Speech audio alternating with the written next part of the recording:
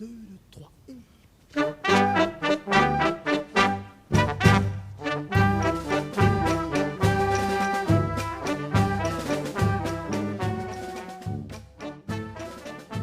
Alors, Monsieur Barry, ah ça c'est vraiment le personnage dont je me rappelle le plus quand je suis arrivé à Yen. Déjà, on le connaissait un petit peu, mais là, alors il tenait café, restaurant, épicerie, quincaillerie, tout. Alors, chez lui, on y trouvait de tout, pratiquement de tout. Des pointes, bon, il faisait de la restauration, il faisait un café. Et alors on arrivait chez lui, pour l'apéritif, on disait « Pierrot, on voudrait un Pernod ».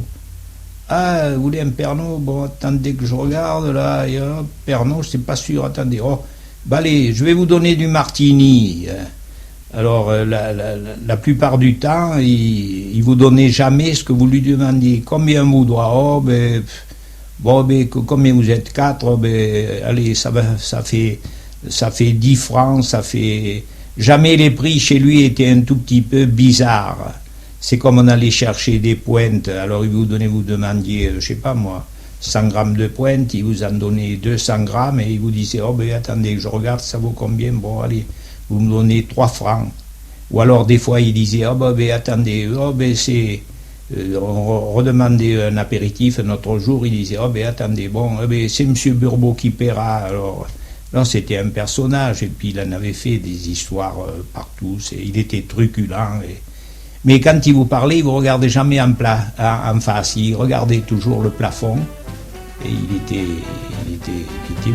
c'était un personnage haïénois, quoi, Pierrot.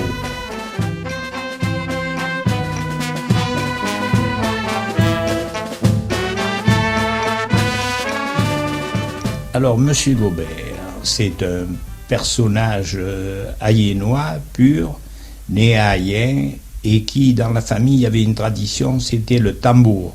Alors, très jeune, il a appris le tambour. C'était sa mère qui lui a appris le tambour, et ce tambour servait surtout à diffuser les nouvelles qu'il y avait, quand à la mairie, il y avait quelque chose à diffuser, qu'il y avait pour la foire, pour un enterrement, les messes et puis d'autres nouvelles qu'il y avait.